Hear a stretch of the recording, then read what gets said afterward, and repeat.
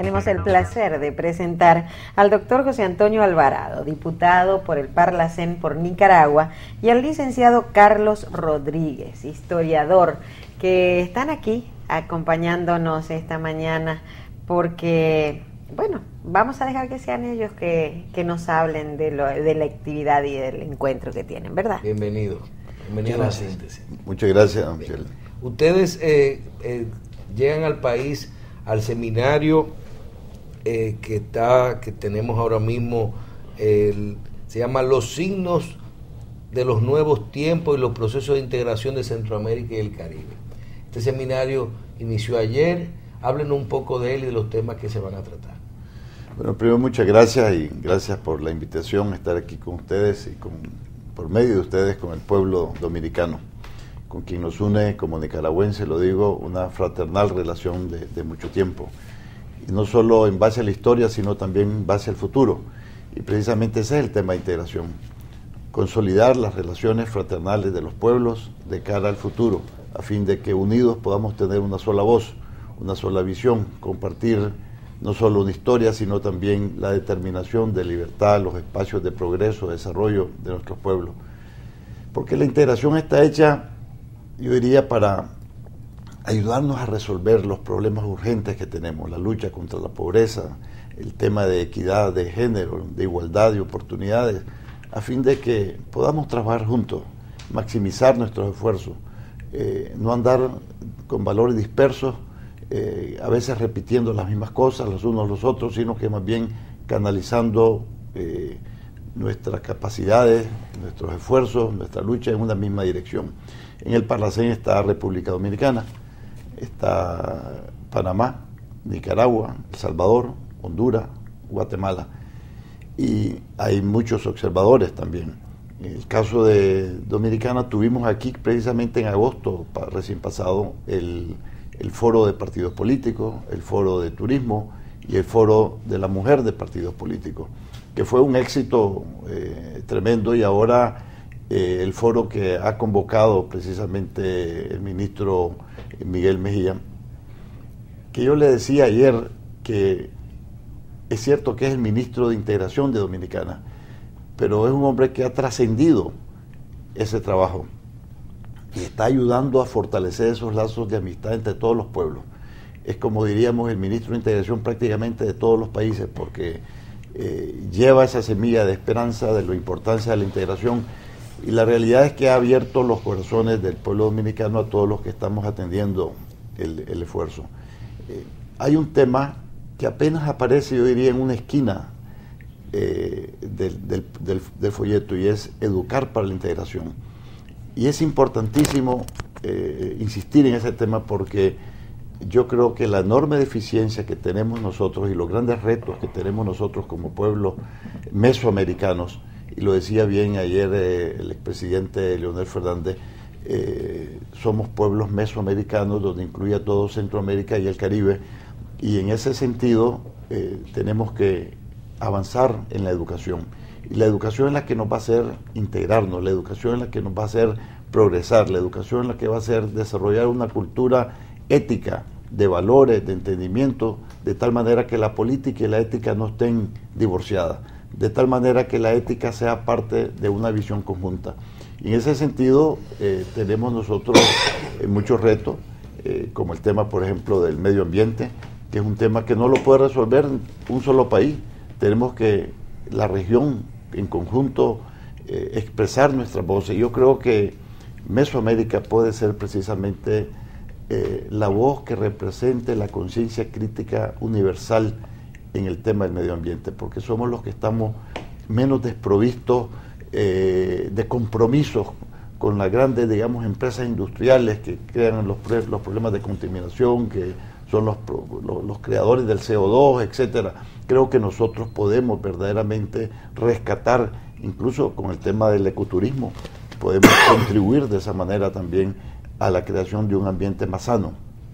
Recordemos nosotros que el ser humano no puede vivir sin la naturaleza. Claro. La naturaleza puede vivir sin nosotros. Uh-huh. Claro. Y vive mejor sin nosotros porque desafortunadamente hemos sido depredadores. Hemos agredido. Exactamente, hemos agredido. Y la naturaleza hay que tratarla con amor, con mucho cuidado, con mucha pasión.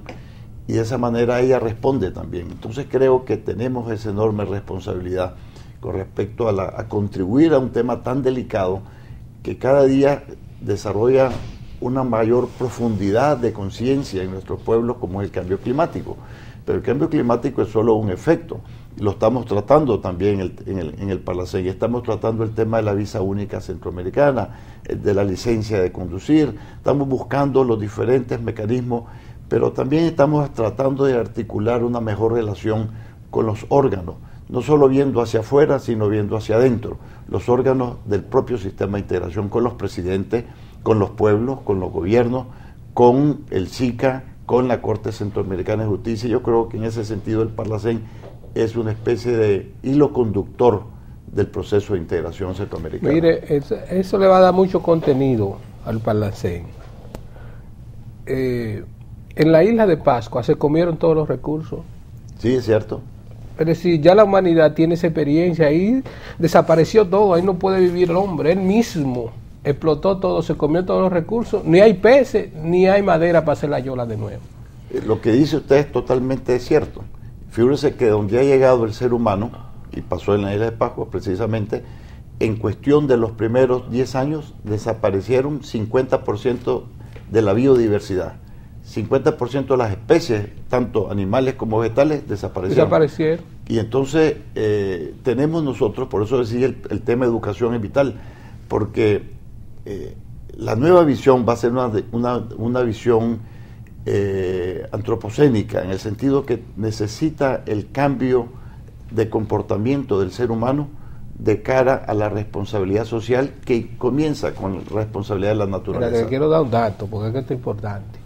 A Haití le queda el 2% de los recursos naturales. Increíble. Ya las lluvias en Haití no hacen ningún efecto. Y en la Siberia, si el metano sale, la tierra deja de ser lo que es. Es decir, que ayer Obama dio una declaración ya que consiguió aliados, porque hay unos republicanos trogloditas que están en contra de la política de Obama del medio ambiente. Es decir, que ustedes tienen un gran paradigma ahí para desarrollar ese proyecto integracionista. Una cosa, ustedes, mira, uno ve los procesos de integración y a veces piensa que solo es medio ambiente, recursos naturales y los temas económicos. El licenciado Rodríguez, ayer definitivamente el tema económico es importante. Vimos algo de lo que pudimos leer en la prensa, de que el presidente Fernández nos dice algo que uno dice, no hemos terminado bien con los acuerdos de libre comercio y ya vemos un efecto que posiblemente en el futuro pueda ser negativo. Entonces uno dice, pero ¿qué pasa? Es que los tiempos cambian, las necesidades de los países. Por ejemplo, nosotros firmamos acuerdos de libre comercio y todos los países, todavía aquí se están desmontando productos. Y vemos que el presidente Fernández dice, bueno, hay un efecto negativo con respecto a los países de la Comunidad Europea y Estados Unidos, porque dan incentivos o subsidios a sus productores, y eso es una competencia desleal hacia países de este bloque. ¿Qué usted opina de ese tema en lo que dijo el presidente Fernández? Yo creo que la intervención del presidente Fernández ayer fue una clase magistral de los grandes temas que afectan al mundo de hoy. Y estos temas de los tratados de libre comercio en América son viejos, como se vieron en la sesión de la tarde y los distintos paneles. Desde finales del siglo XIX hay una pugna en las potencias, entre las potencias europeas y la potencia emergente de entonces, los Estados Unidos, por dominar los mercados latinoamericanos. Y yo recordaba ayer en mi intervención los dos grandes eventos que tuvieron lugar en Washington entre septiembre y enero de 1889 y después en enero de 1891. El Congreso de Washington, que fue el primero, donde se trataba de poner en práctica, convocados por los Estados Unidos, una suerte de soberano americano, una especie de pacto aduanal, que luego se llamó Tratado de Reciprocidad Comercial, en la que la reciprocidad era un mito, Después eso se llamó Tratado de Libre Comercio, más tarde llegó a considerarse una gran alianza de alternativa de libre comercio para las Américas, el ALCA, que todo el mundo lo escuchó. Es decir, el mismo perro con diferente collar, el que nos han estado vendiendo por más de 100 años. Es la idea de que nuestros pueblos, es decir, el gran mercado norteamericano, primera economía del mundo, está dispuesto a abrir sus puertas, a eliminar aranceles e impuestos aduanales a los pocos productos que las naciones de América Latina pudieran exportar hacia los mercados norteamericanos. A cambio de eso, nos exigen que nosotros hagamos lo mismo. Y por supuesto, los mercados norteamericanos, decía José Martí ya en septiembre del 89, repletos de productos invendibles, vendrían a invadir el mercado de América Latina. Y a propósito del tema de los subsidios, sobre todo en la parte agrícola, los productos norteamericanos subsidiados, y también sucede en Europa, pero para concentrarme en lo que estoy hablando de las grandes conferencias de finales del siglo XIX, el producto norteamericano, producto agrícola norteamericano subsidiado por el Estado, vendría a invadir los mercados agrícolas de nuestros pueblos, que son pueblos esencialmente agrícolas. Y cuando esos productos a más bajo, producidos con alta tecnología, con más bajo costo, invadan nuestros mercados, ¿qué va a hacer el campesino latinoamericano? ¿A quién le va a vender su producto? Producido a un costo mucho más alto. Entonces se van a arruinar las economías nuestras, eso es un hecho, eso no es ni siquiera política, es puro sentido común. Además desaparecieron los aranceles. Puro sentido común. ¿Qué otro ingreso? Claro. ¿Qué otro ingreso? Así es. Entonces, ¿de qué hablaba ayer el presidente Fernández? Correcto, libre comercio. Aun cuando haya más productos que vayan a entrar que los que nosotros podamos exportar, pero en igualdad de condiciones. En igualdad de condiciones. Eliminen los subsidios en la agricultura y aún así, eliminando los subsidios, tendrán la ventaja de la tecnología. Porque nos exportan mercancía, pero no nos exportan tecnologías. Es decir, el libre comercio es para los productos, pero no es para las personas. El famoso Telecam de América del Norte abre productos, libre transferencia de frontera a los productos entre, por ejemplo, México y los Estados Unidos, pero se construye un muro para que no pasen las personas. Es decir, necesitan a nuestra América, pero no necesitan a los latinoamericanos. Eso, pragmáticamente dicho así, y ha sido así por más de 100 años. Y esa visión no es política, repito, es histórica. Diputado, ¿usted es sandinista?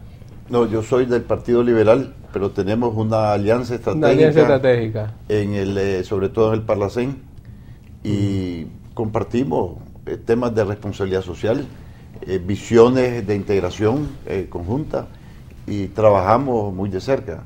Usted sabe que Juan Bosch, sí, mientras hacía un chocolate con agua y comía pan de agua, le envió $85,000 a la revolución sandinista. Un internacionalista como Bosch. Sí.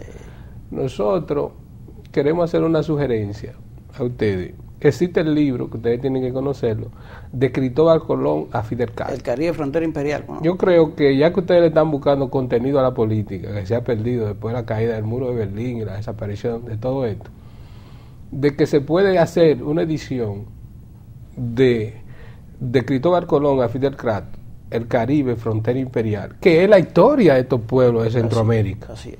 Es decir, cómo se conformó todo esto.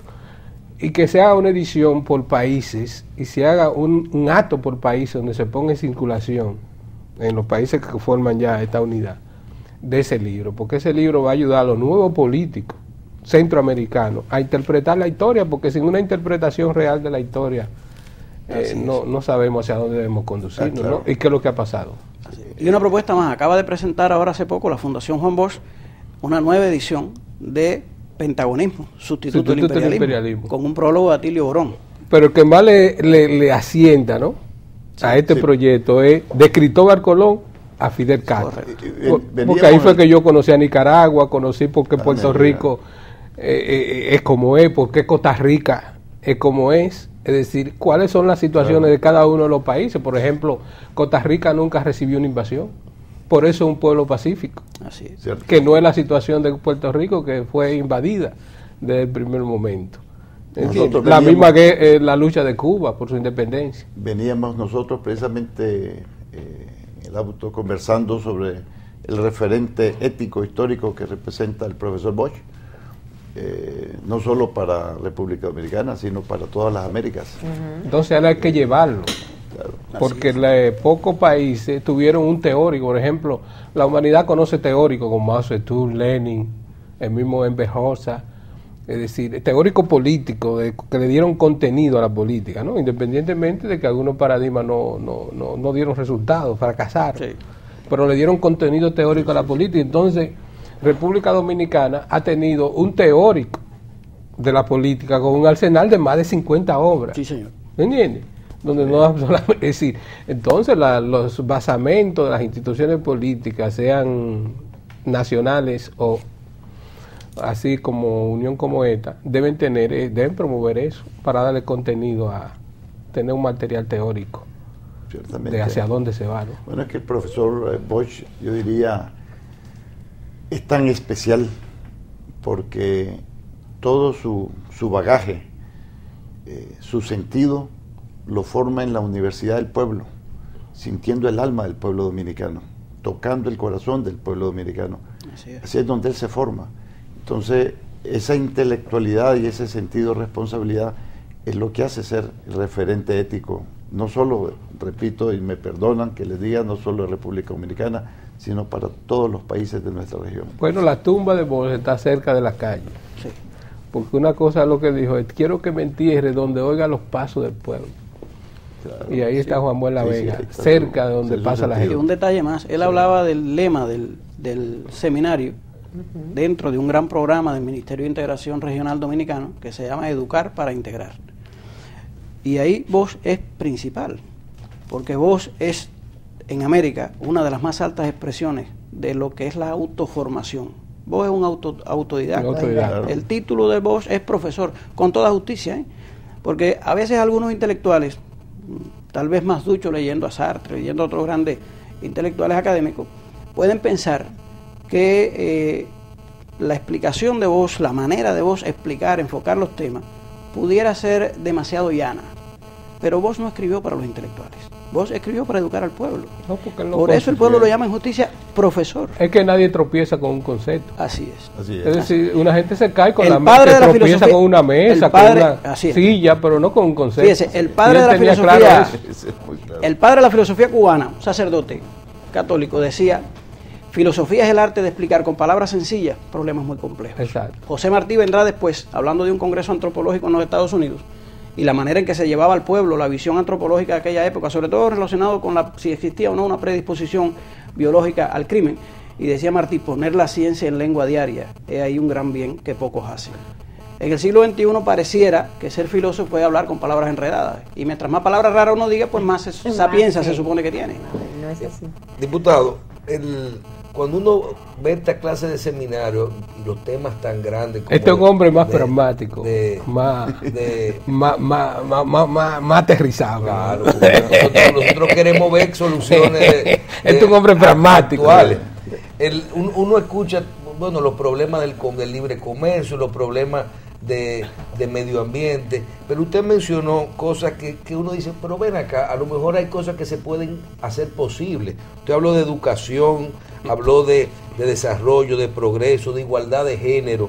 Hay cosas que realmente se pueden lograr sin las presiones, vamos a decir, porque pelear contra el medio ambiente no solo es contra la vida misma, contra las cosas que uno hace todos los días, o en la parte de los negocios, uno dice, bueno, no depende nada más de que nos reunamos y tomamos decisiones, depende de las circunstancias y de los otros países.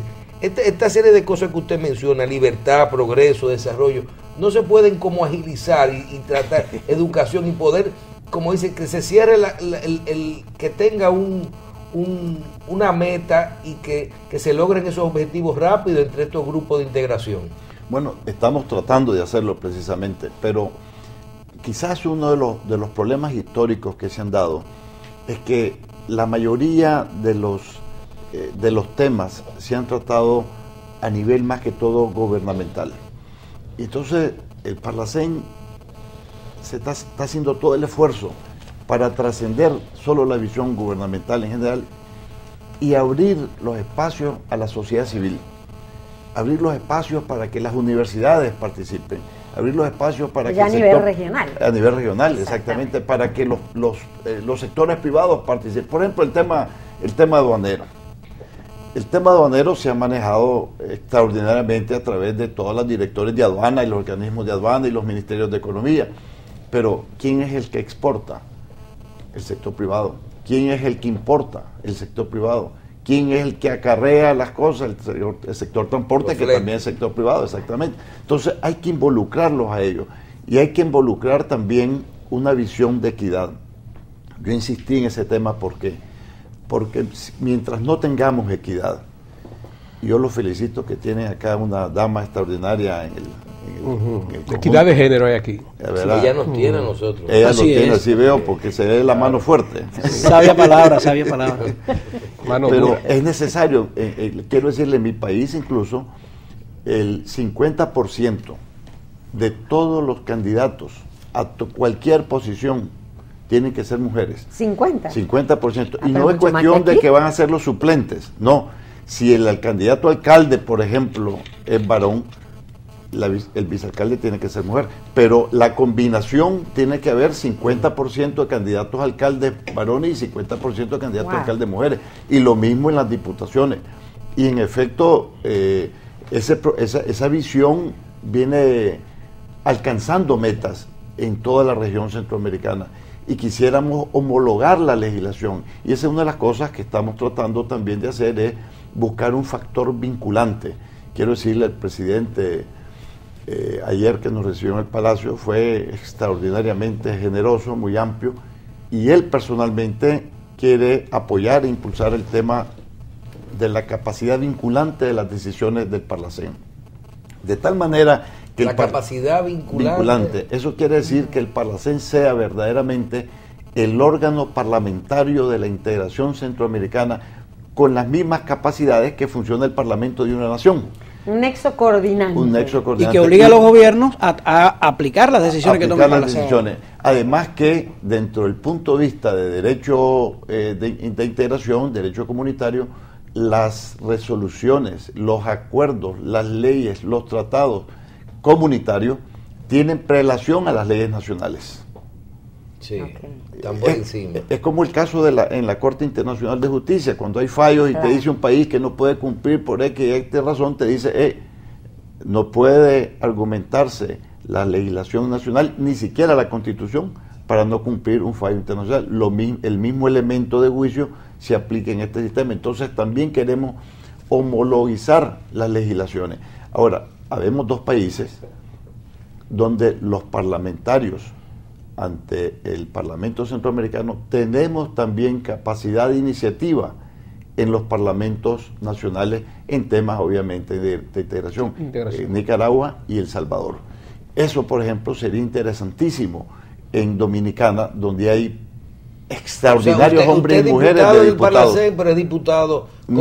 Somos diputados del Parlacén, pero podemos introducir iniciativas en los parlamentos, en nuestros parlamentos nacionales sobre temas de integración. O sea, un diputado dominicano al Parlacén no puede llevar un proyecto al Congreso Dominicano. Solamente la iniciativa la tiene El Salvador y Nicaragua.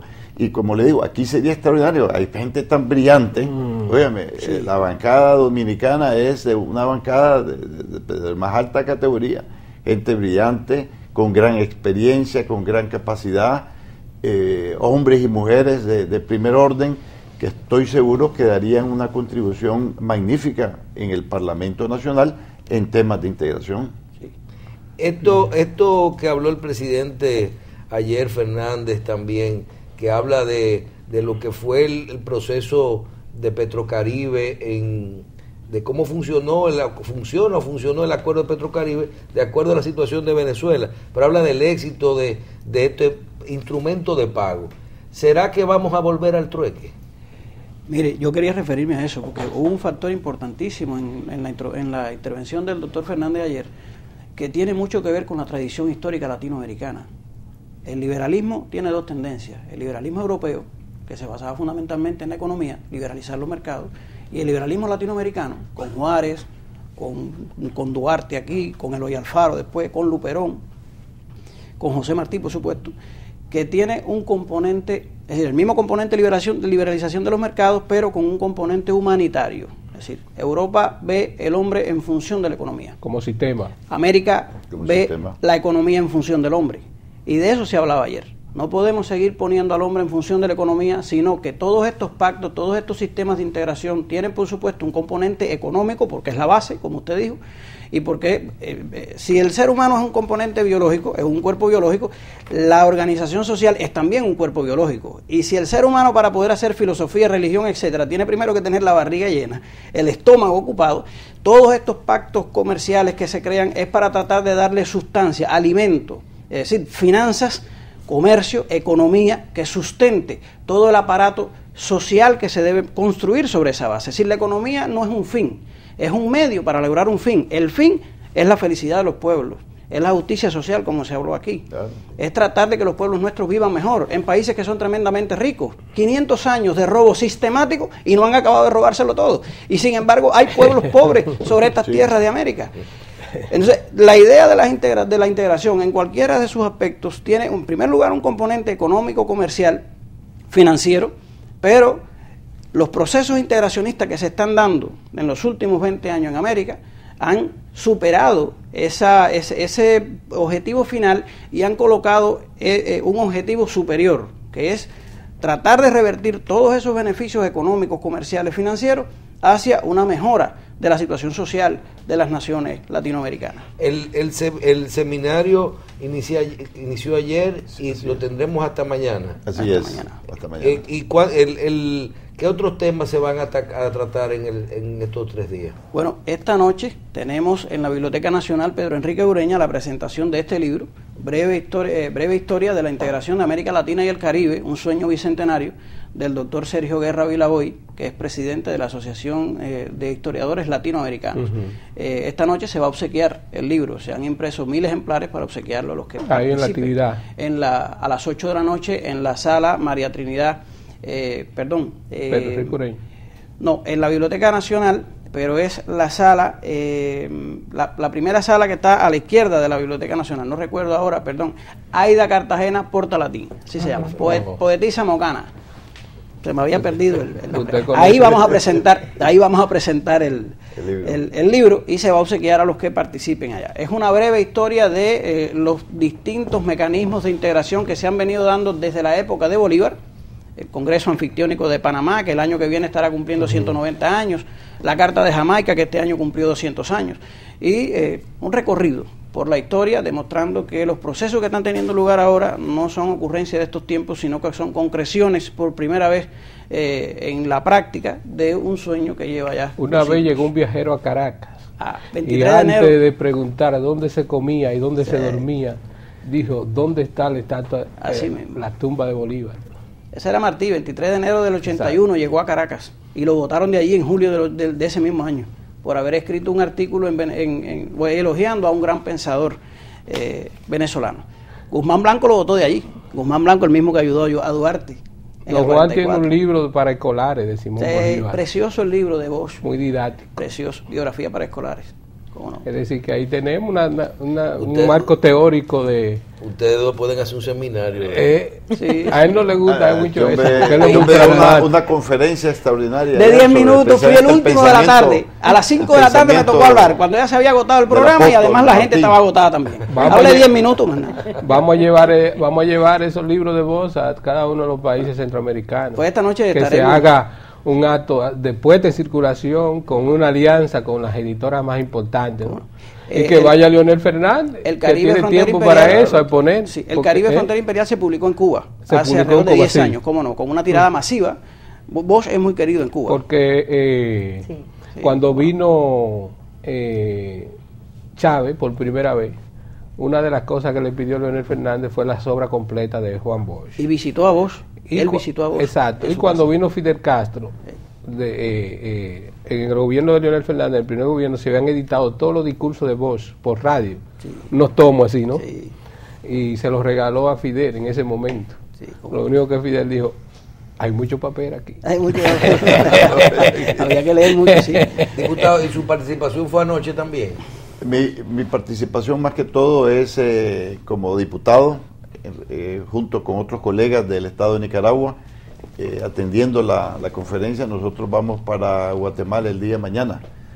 Precisamente tenemos reunión el día de mañana con la bancada de de Guatemala. Personalmente estoy aspirando a la presidencia del Parlamento Centroamericano. ¿Es usted candidato? Sí, tenemos elección el 27. Así De que este esperamos mes. en Dios y el apoyo No, de pero usted nuestra gana, bancada usted dominicana. gana seguro. Ya está ganado. Muchas Claro que gracias. tiene Bueno, que- pero después tiene que venir acá por como supuesto, presidente exacto, por supuesto. a una entrevista con nosotros, ¿verdad? Claro que sí. Claro. Y ayer hablaba precisamente con el Pues mire, presidente cuando usted Fernández sea- sobre ese tema, regresar precisamente a hacer... Mire, cuando usted sea presidente, entonces busque a Dios Núñez Polanco. Esta noche Y lo va a vamos a hacer conocer. ese proyecto Sí. de editar las obras de voz. Porque Sí, tiene parece. que haber una institución que se encargue de eso. Y hay que Para hacerlo. hacer un acto en cada pueblo de Centroamérica. No, además, fíjese que... Yo tengo el impresor que va a tirar los libros. La visión, Un yo bochito. diría, resumida de la responsabilidad social y del concepto de justicia social, como lo desarrolla el profesor Bosch, es lo que hace verdaderamente significativo el concepto de libertad. Justamente. Porque no hay libertad si no hay verdaderamente una responsabilidad social, una conciencia social y un bienestar social. Así es. Una sociedad sin bienestar social no podemos hablar que tenga libertad. Y en Aunque, esta- aunque se digan de todas las libertades, las leyes, los decretos no hacen libre al hombre, los hacen las condiciones del mundo en que vive y la capacidad de articular su propia vida. Y en esta actualidad de dembow y de apocopar las palabras y de falta de valores, deberíamos retroceder un poquito. El maestro de Bolívar, Sí. Simón Rodríguez, decía, moral y luces son nuestras primeras necesidades. Y en el siglo XXI esa frase sigue siendo la misma, moral y luces. Seguramente. Usted gana seguro. Muchas gracias. Lo esperamos aquí el mes que Ya, viene. ya. Con gusto, vendremos a visitarles, ¿verdad? Será un placer. Muchas gracias. y- Muchas gracias. Muchísimas Estamos a su gracias orden. a ambos, Muchas gracias. al licenciado Carlos Rodríguez, historiador de Cuba, y el doctor José Antonio Alvarado, diputado del Parlacén por Nicaragua y futuro presidente seguramente del Parlacén, si Dios lo permite. Muchas gracias, muy amable. Bendiciones. Dios los bendiga, ¿verdad? Amén. A ustedes los veo mañana, si Dios lo permite, a estos caballeros también, al señor Grullón el martes que viene, ¿verdad?